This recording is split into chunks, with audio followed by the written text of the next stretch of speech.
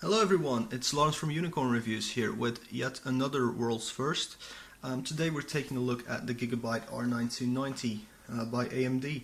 It's a 4GB card. It has a 512-bit bus to help with those 4GB of memory running at 5 GHz. It also comes with Battlefield 4. The bottom is pretty simple.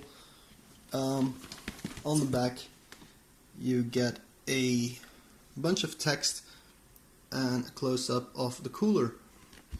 It also supports, if I can actually get it without knocking the lights over, works with 4 monitors, Windows 7 and 8. And it doesn't actually say clock speeds on here. The sides are pretty simple. It does, yeah, the camera does pick that up. It's even less visible in real life. So let's get this box open. It's quite a big box, which I like a lot. So just like any Gigabyte box ever, even though this one is quite big, it's just a black box, pretty simple. It doesn't really pick that up very well. It then appears to open from the back. Nope, it doesn't. It opens from the front. In it you get your Battlefield 4 code, but you have to scratch it so you guys can't steal my code. That's brilliant. You get the card itself in one of these bags. Oh damn, this thing is heavy, guys. So yeah bro, you will need to lift with this card. The accessory box is not really a box, it just gets covered by some more matte plastic with shiny letters. You get Molex to dual Molex to 6 and a dual Molex to 8 pin. Don't use these, get a proper power supply. You get a quick start guide and driver disc, but you just get the new drivers from the website, from AMD itself, not the Gigabyte one, because it might be slightly older. It is a really heavy card, probably the heaviest card I've ever had. So the usual bit of tape, and there we go. Now let's get the camera to focus, which is always a bit of a problem with this one. But there you go. So I'm just gonna line these up because I'm quite anal about that. This one won't actually line up like properly, but whatever. So you got these 3, and I'm gonna get a ruler out. There we go. Each fan is 70. Well, there's an 8cm hole, so the fans are smaller than 80mm, so I'm guessing it's a 72mm fan. But you get 3 of these, which is pretty cool. The card itself is a whopping 29cm in height. Can I actually stand this one up? Yes, I can. Oh, this is brilliant. These are great for some beauty shots. The card is just slightly higher than the usual card, so it's 10.5cm high. As you can see, we get an 8 pin and a 6 pin here. It's really well vented, so all the hot air is easily gonna get out. Copper tubes, well, heat pipes. I prefer nickel-plated copper heat pipes, but whatever. On the back, just a small grill for hot air to escape, but really no air is ever gonna get out of there because they're diagonally, well, perpendicularly arranged, so all the hot air is going to come out of the sides. You get 2 DVIs, a display port, and an HDMI port. You get the usual PCI Express 3.0. So you can see this is revision 1 of this card. I don't really see why you would put revision 1 on the first model when you know that, when you don't plan on doing a revision 2, but whatever. Let's move on to the back. Well, getting it all on camera. I thought my autofocus was off, but apparently it's not. So what you can see is there's just a massive amount of chips on the back of the car, on the like the front of the card really. So no chips on here other than these voltage regulators to get your massive Hawaii XT core right here. Bunch of memory surrounding it, and then a little bit of voltage regulators, because the card itself, even though it needs an awful lot of electricity, it doesn't really need more than what the stock card did, because it was mainly limited by the cooler, not by the chip itself. Moving on to this side, you can see 5 heat pipes and a cable that's sticking out. I'm gonna have to put it somewhere else because I don't like the way that looks. But yeah, it has 5 heat pipes. On this side, I don't know if the camera's gonna show it, but there are actually some pretty big lugs on there to keep everything on. I mean, the car looks amazing. It is incredibly heavy, especially with that metal Windforce cooler on there. But anyway, I've been going on for 7 minutes now just opening a box, so let's get it into a system and start testing everything. Alright, I promised you some 2K gaming, which is 2560 by 1440 or by 1600, something like that. And well, I haven't got one of those panels, so what I've got here is dual monitors. So this is 2K because we got two 1080p screens. It doesn't really matter, well, it matters a little bit, but nothing major for the graphics card. Like how the pixels are arranged. So we got something that comes close to 2K. Well, it's actually perfect 2K. We got it maxed out. This is Project Cars build 632. So of course this game, as I should of course say, is not yet finished. It's not even in alpha, but it's awesome. So I'm not gonna do free practice. I'm gonna do a quick race weekend at where shall we drive for this little test? Yeah, Silverstone. That's the wrong track. This is the right one. Okay, I'm gonna drive a GT car, a BMW. Let's go with a GT4 car. Okay, cool. Alright, and then conditions and sessions, 20 laps, and we're gonna add some opponents into this, of course. 30 opponents, which is already quite a lot more than everyone else does. And did we just blue screen? No, we just lost our screen for a little while. Okay, I got kind of scared there, but other than that, you know, proper weather, so no rain or anything. This game, because it's not at all finished, Nvidia has quite an advantage over it at the moment. So if you're just going to play this game at the moment, you should really get an Nvidia graphics card. But anyway, I thought I set it to an automatic gearbox, but it's not shifting. Okay.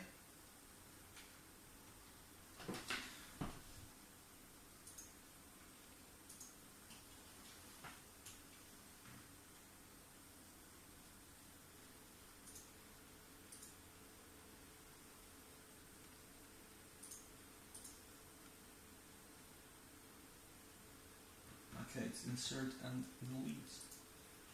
Okay, awesome.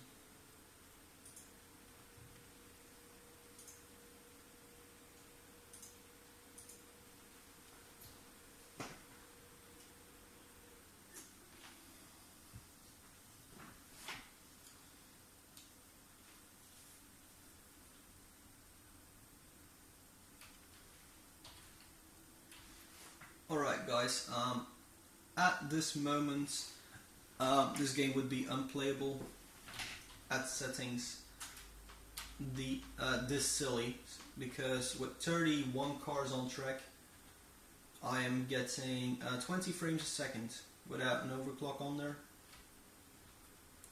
at 2K resolution. Game completely maxed out, so the game is actually, oh yeah, it's quite hard to do this with a keyboard. So the game is, instead of rendering it at a 2K resolution, what it's doing is it's rendering it at 8K and then downsampling everything to 2K. Whoa. Yeah, it's really impossible to drive with a keyboard when you have no driving assist. But I mean, when the AI is gone, 23 frames a second, which is, it's playable, but I wouldn't use it for competitive gameplay at all. But we are getting a solid 23. There's no frame drops, there's no like micro stuttering or anything.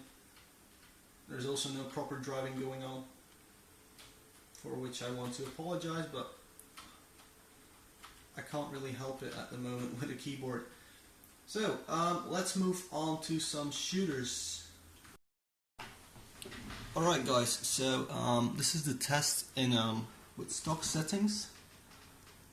I thought I turned autofocus off, but as you can see, I hope you can see, yeah, you should be able to see it. So it's already quite overclocked out of the box, but this is our stock run. I'm going to get you guys through the entire run. But first, I'm going to show you guys the fan speeds. So any noise you're hearing right now, that is just my my system sound. So I'm just going to shut up and hopefully you guys can hear it. So you might get some buzzing sound there. That's just the system fans with the auto profile. So let's say we go 50% because I just ran it through Valley and we got a maximum fan speed of 61. So say you put it at 50%,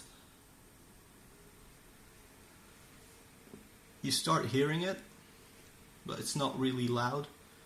Not at all what you would expect from a 290 really. Put it at 40, I would go as far as saying that it's actually inaudible. You cannot hear it until it goes over like 44, 45. I haven't done this one yet, so 100% fan speed, and maybe we'll go deaf, I don't know.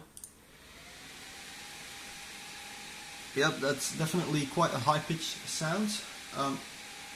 It is moving a lot of air though, so at least it's working, that's a good thing. So I'm just going to put it back on auto.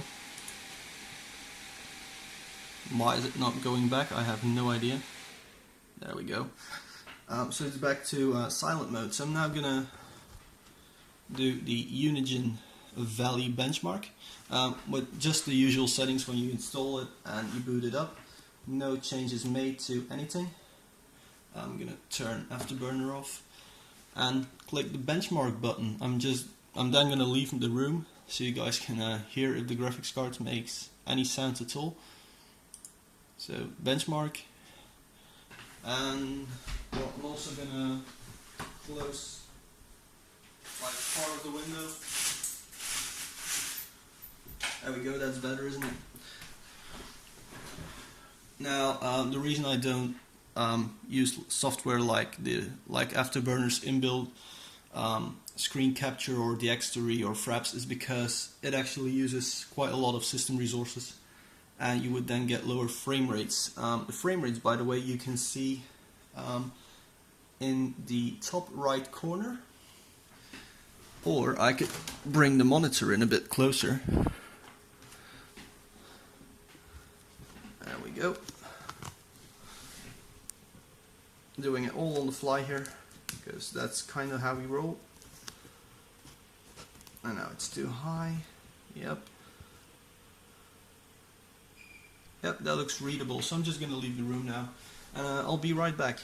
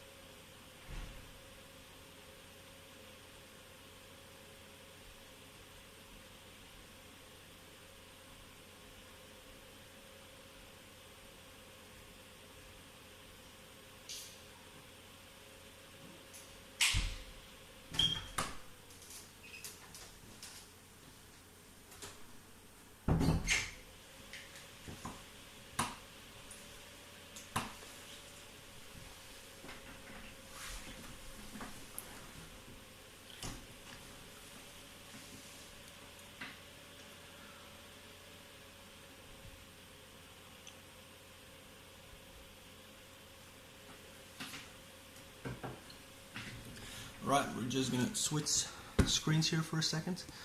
As you can see, I hope you can see it, so let's switch monitors again.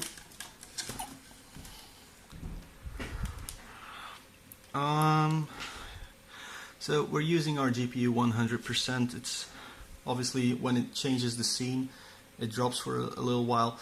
Fan speed is at 61%, which is doable. It's really quiet for a 290. So you're getting around. Oh yeah, I shouldn't have clicked. That was not a good idea because then everything starts flickering during the benchmarks and I'll have to rerun it. But can I scroll? No. Okay, so what we can see is that our core clock, other than when it changes scene, stays at 1040. So that's the stock overclocked setting, and it's pretty good at that. So it's not loud. There's no thermal throttling, and hopefully that's going to give us an awful lot of overclocking potential on this card. Hopefully beating a 290X, maybe a 780 Ti. Who knows? We'll go into that later. During this I had on a Unigen 4,231 points already, but now we're going to rerun that because I turned it off for a while. Over here you get just the same data really. I prefer Afterburner for that. It kind of shows that 4 gigabytes of memory, we're only using 600 and let's say 709 was our maximum, is what we use of this 4 gigabytes of memory. So this is really if you're using 4 monitors or 4K gaming or something. But you know, that was just the start. So now what I'm going to do is I'm going to run every benchmark on stock settings. Then I'm going to overclock it. I'm going to run it on full settings. Well, yeah, with the overclock I'm going to run all the benchmarks again. I'm going to show you guys how loud it is again with the overclock on there. See if there's any thermal throttling them. I should have mentioned that I'm using the Uber mode, which is the only real mode you should use because it is fairly quiet already. So yeah, I'll be right back. Guys, Battlefield 3. We're going to start off with Battlefield 3. Replay the mission. And yep, let's just do this one on easy because I suck at gaming. Well, at shooters at least. So we're loading. Oh, that isn't good. No, I shouldn't ride into my tripod. Okay. So in the left top you can see the GPU temperature as well as how much it's been loaded, and below that you can see the frame rate. There we go. I'm going to show you guys what graphics settings we're using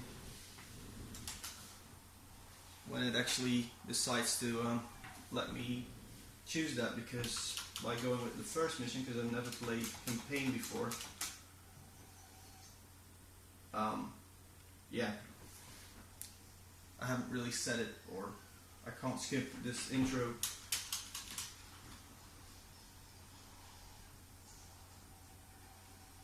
Also the VSync appears to still be on, so we'll turn that off.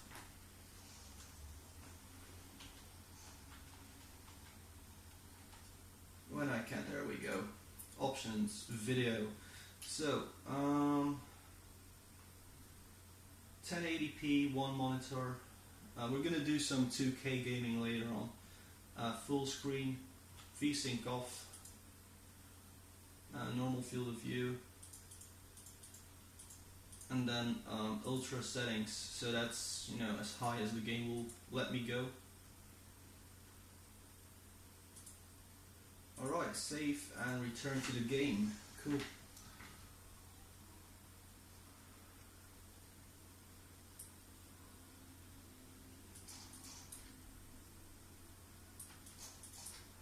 So we're getting well over 100 frames a second,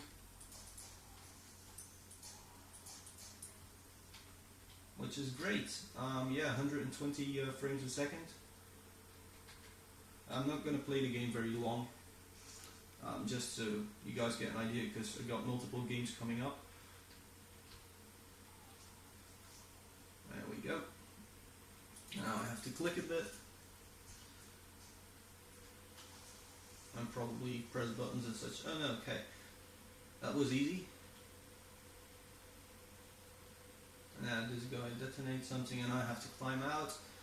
And then once I get back in, I'm gonna stop the footage.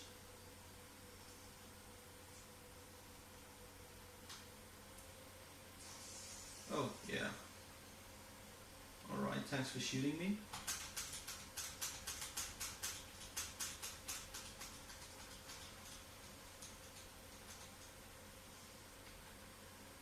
I'm guessing I'm gonna have to go somewhere now.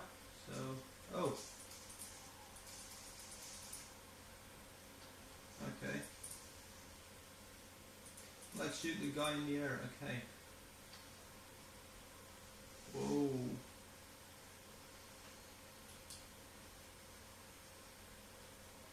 Okay, so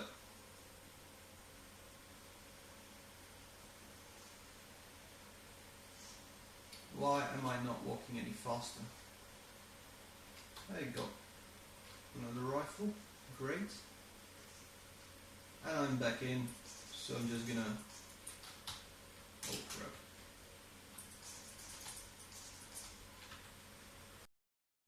Alright guys, the question you all been asking, will it play Crysis? So this is Crysis the original, and we're maxing it out because just playing Crysis is pretty simple. So we've got 1080, 8 times anti-aliasing, very high everything, so that's pretty much Crysis as it should be. For some reason there's this black border on my screen. It's not on the other screen which I'm actually playing on. So it shouldn't really have an impact on the performance. So right now we're doing 185 frames a second. So that is pretty much what I would call enough. Alright, now we're down to 90, down to 60. Would be funny if this card couldn't play Crysis, right? Also, why do all these games have these massive intros? Okay, listen up, gentlemen. Intel reports a significant military presence on the island. Got the element? There we go. That's me falling towards the ground at 87 frames a second. I'm not going to play this for too long, but you know, enough to show you guys what the performance is like in this game, even though it's an older game. Still one of the best games out there.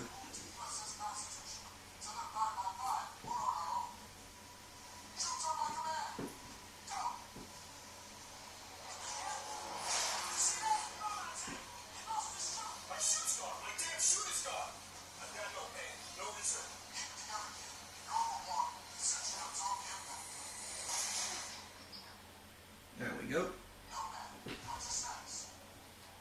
okay. My heart's screaming. What the hell was that? So yeah, can it play Crysis? It can play Crysis at over 100 frames a second, maxed out at 1080p. But we're gonna go to a 2K screen later. Also, how the hell do I get out of this water?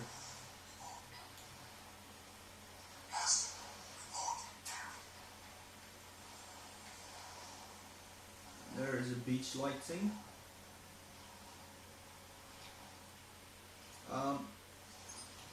Hey. So yeah, we're playing Crysis. I haven't seen it go lower than 80 frames a second, so.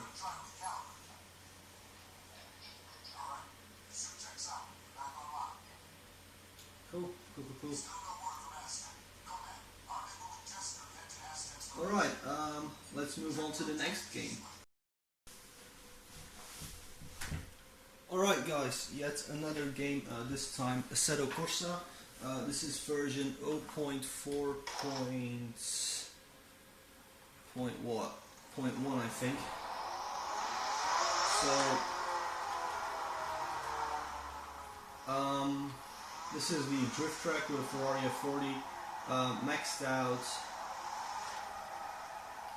yeah, just maxed out at 1080p. And we're getting around 50 frames a second, so it's definitely very well playable.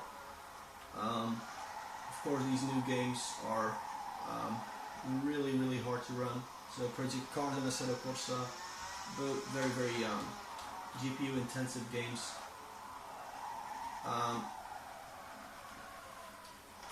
So just the fact that you can run these fairly well is a very good sign. But I'm not going to spend too much attention on this game. If you really want to see the game, you should go to my channel and watch the videos I made on this game.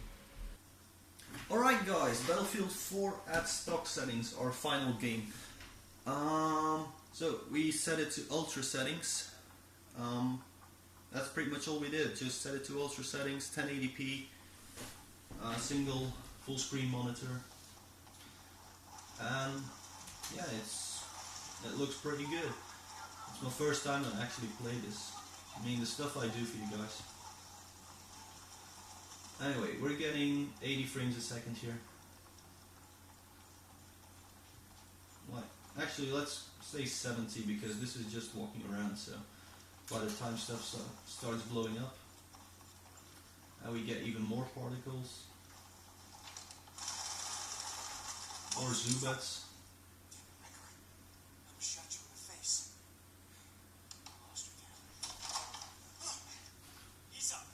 Now something I do have to say is that the game is running in 32-bit mode, because otherwise Afterburner won't show me the FPS, and when I use the command screen, I'm just going to show you guys, what you do is you just type a list to show everything. But then the list doesn't go away when you do something else.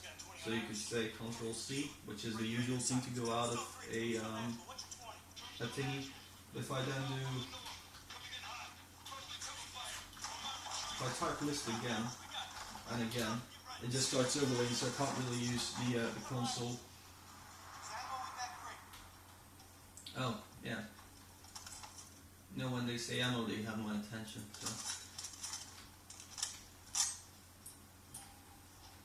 Those are some innocent bystanders. I have no idea how to take cover, so that's not going to happen anytime soon. We have doggies. Why can't I shoot the dog? Can I shoot the dogs? Great. Okay, there's everyone. Dude, I shot the guy. Why isn't he dead? Anyway.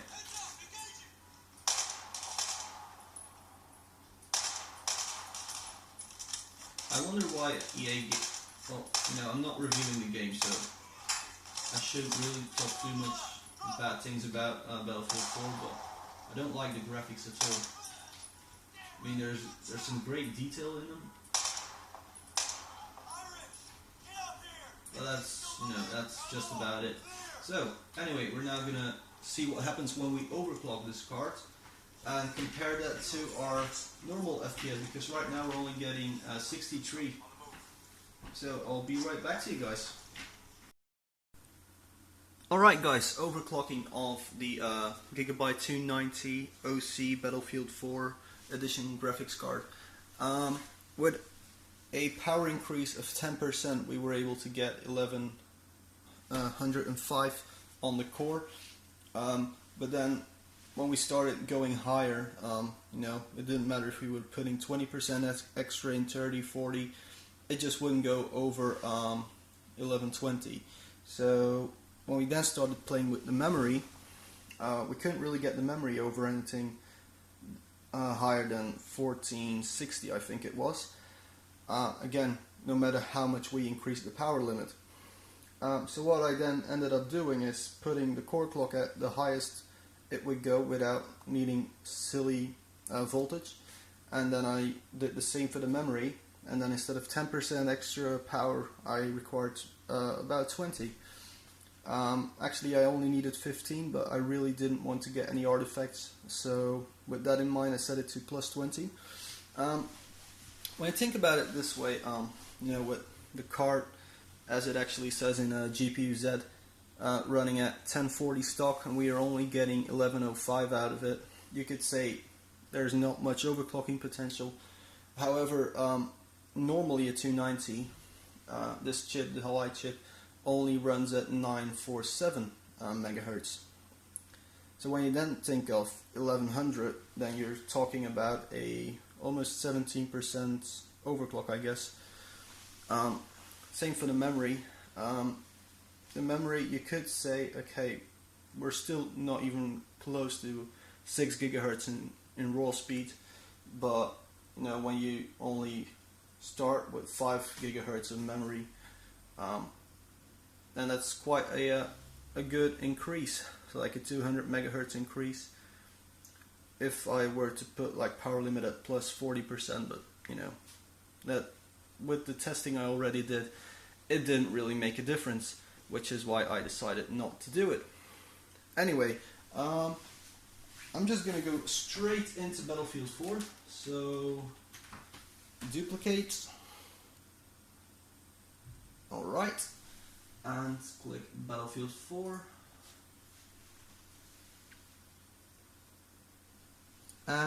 Yeah, that seems about good. So, Battlefield 4, we're just going to resume where we left off before we did the overclocking. And already, I mean, it was at 65 frames a second before we stopped. And right now we're in the 90s. Of course, not an awful lot is happening at the moment. And these guys are telling me to go somewhere. See, to turn the light off, great. Looks like I'll have to do the burst fire myself, but whatever. Hey! Cool, we now have to do some cool working together stuff. Or you could just, you know, shoot everything that moves.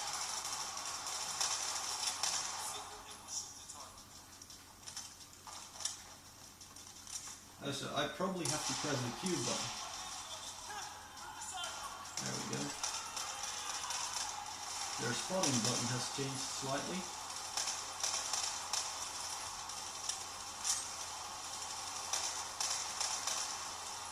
I do expect bullets to go through this mobile like that. Oh great, now I'm stuck in this thing. Alright. What the hell is going on here? I should really be watching our FPS, right? But we're around 100. Yep, spraying.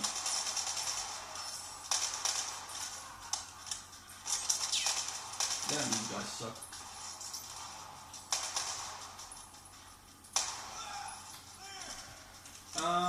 We're even, you know, peaking out at 130 frames a second at times. But mostly, while we're just playing, we're getting well in the 90s compared to our well in the 70s earlier on. Now I'm going to calculate some proper, you know, FPS differences later on to tell you, like, because we did a 16 or 17% increase on the speed, but you know what that actually does for gaming performance is more important than the actual overclock, isn't it? Okay, so I now have to nuke you people. Cool. Okay. My pleasure. There we go. Yeah, this game looks good all of a sudden. And now we're back at 60 frames a second. So, with your normal monitor, this card is plenty powerful. Why can't I shoot the area?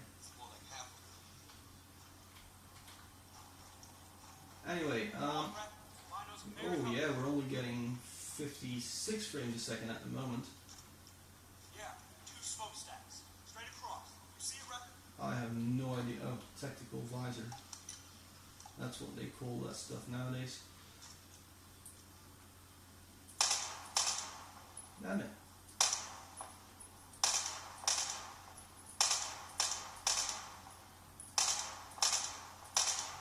Is that a guy or a pole that I'm shooting at?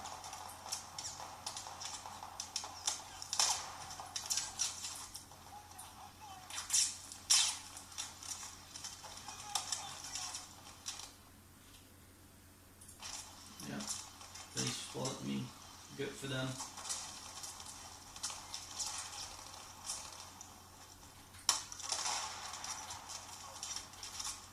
YouTube. Alright, now let's play the game like we actually should play it.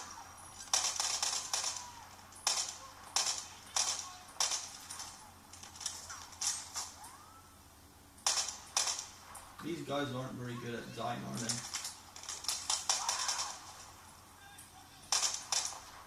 Anyway, that was enough of Battlefield 4. Now let's move on to more overclocked gaming. Project Cars, this time in just on just one monitor. I'm gonna do the exact same settings as we had earlier. Now earlier on we were getting 23 frames a second without the overclock, so maybe with it we're gonna get somewhere near the 30s, which would make it completely playable. But I completely forgot about the fact that well, one, that my audio was pretty damn loud, and two,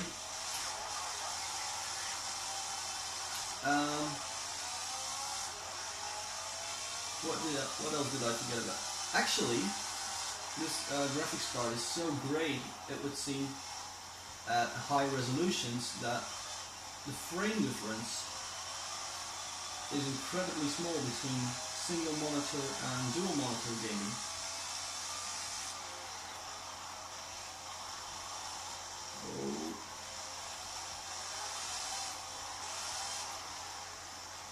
Because we're still getting the same frame rates, which, given that we're running it at half of, okay, now it makes sense again. I was too close to the other guys. Okay, so now we are getting 30 plus frames a second once we're on our own, maxed out in this game.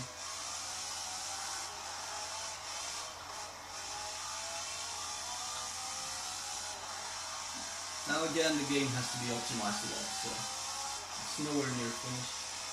But we're getting 30 frames a second, which is very, very playable. Too bad it's not playable with a keyboard. So, let's now do Assetto Corsa. Alright guys, Assetto Corsa maxed out now. I kind of forgot what sort of frame rates we were getting earlier, so I'm gonna have to do that in the conclusion.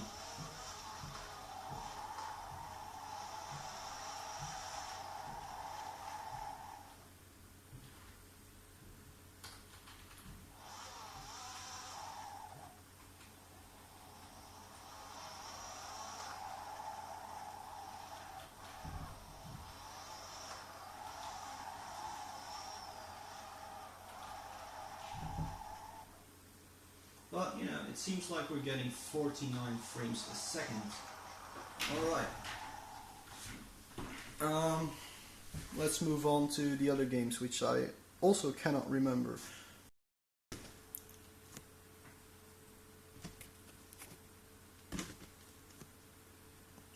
Alright guys, this is Far Cry 3 on stock GPU settings. Where's that door? Here's the door.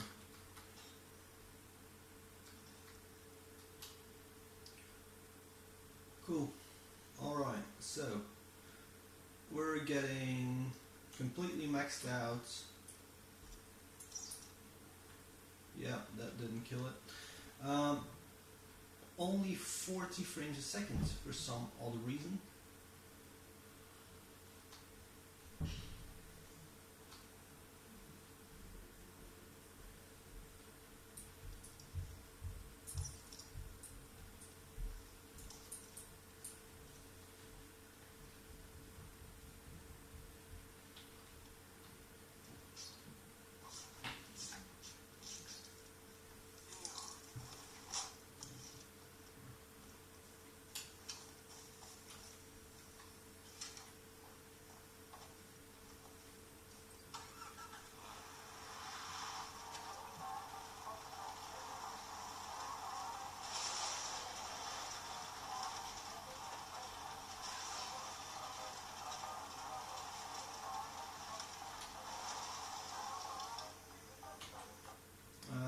we're just gonna do overclock settings. So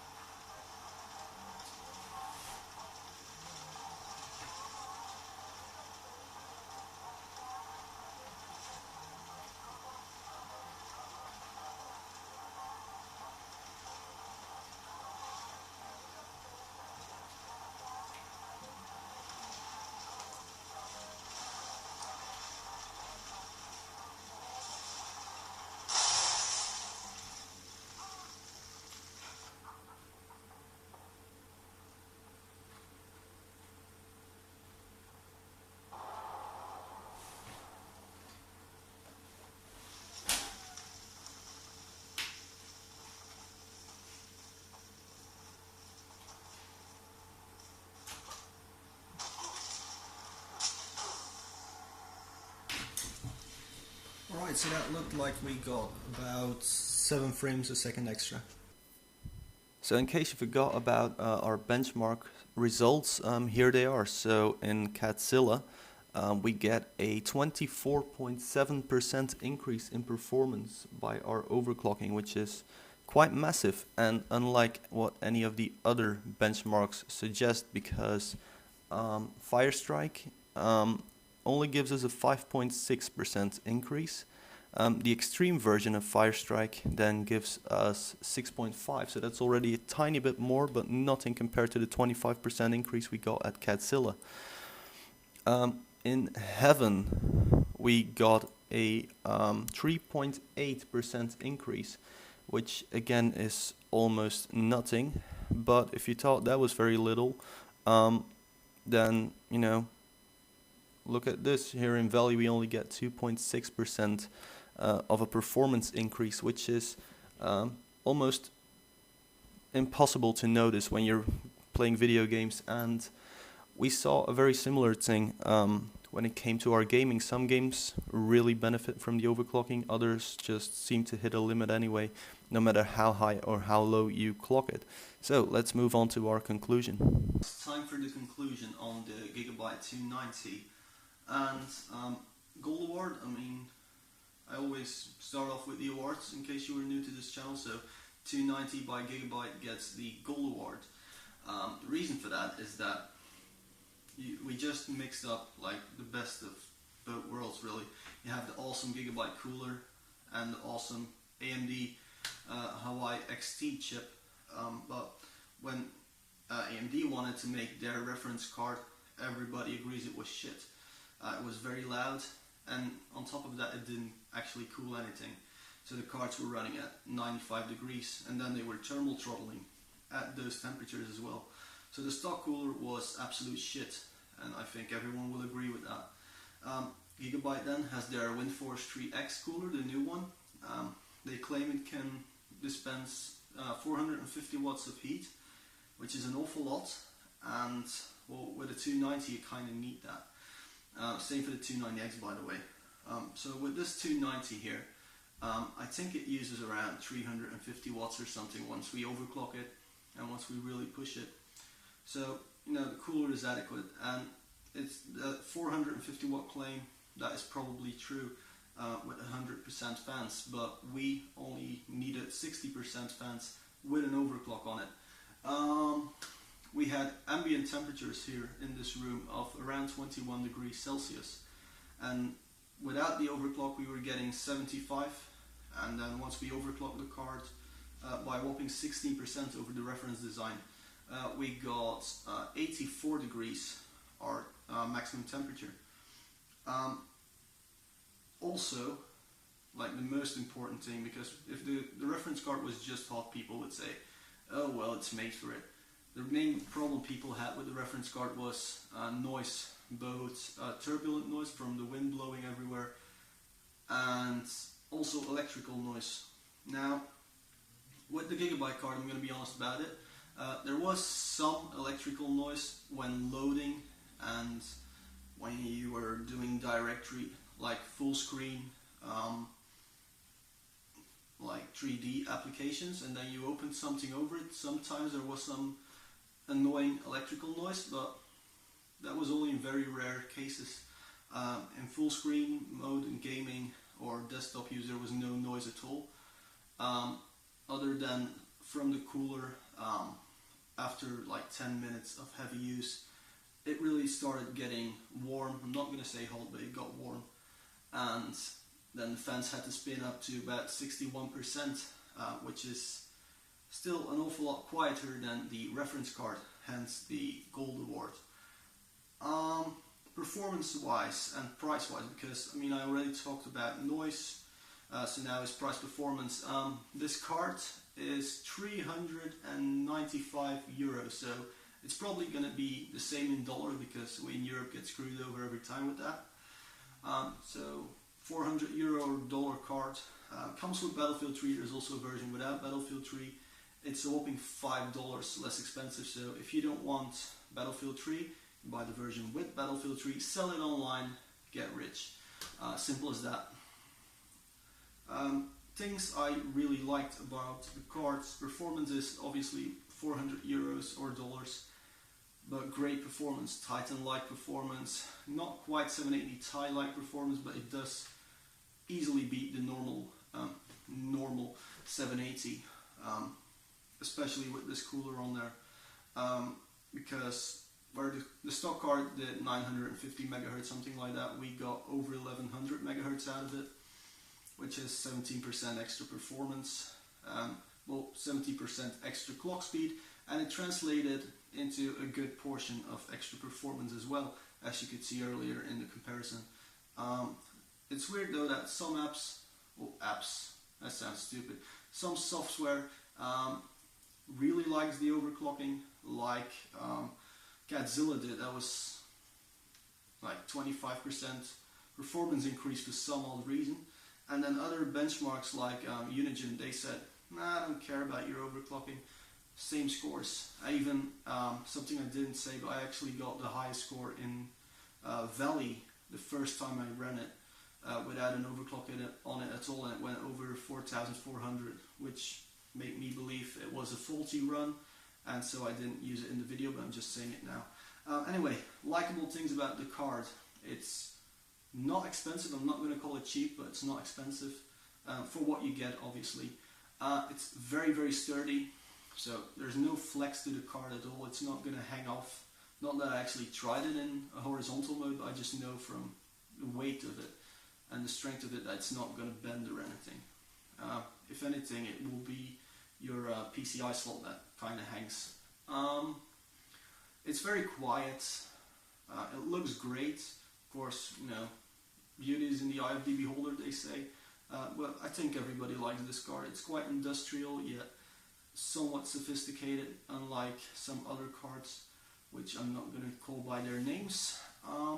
But it looks good, it performs well, all of that. Bad things, the overclocking maybe, I mean we did get like 17% overclock, that is a lot, but you kind of expect more. At least I did. When I get a card that is clocked at 1040 stock, I expect to go somewhere at like 1150, 1200. Sadly that was not the case, but then when you think back of what the reference card did and the reference chip, then you think like, yeah, that's actually pretty cool stuff. Especially from the 290s, which everyone knows don't overclock very well. Same with the new top-end NVIDIA cards, they also don't overclock very well. Because I think we're getting at the limit of how big a chip can get. So we're really going to have to shrink the chips down again in the near future. Anyway, if you liked the video, thumbs up please. If you disliked it, just close the video, don't dislike, that's not very nice. Please subscribe to the channel, and if you have any questions about this card, other cards, any question that is not completely stupid and 2 seconds of Google can't find you, please ask them. And thank you all very much for watching.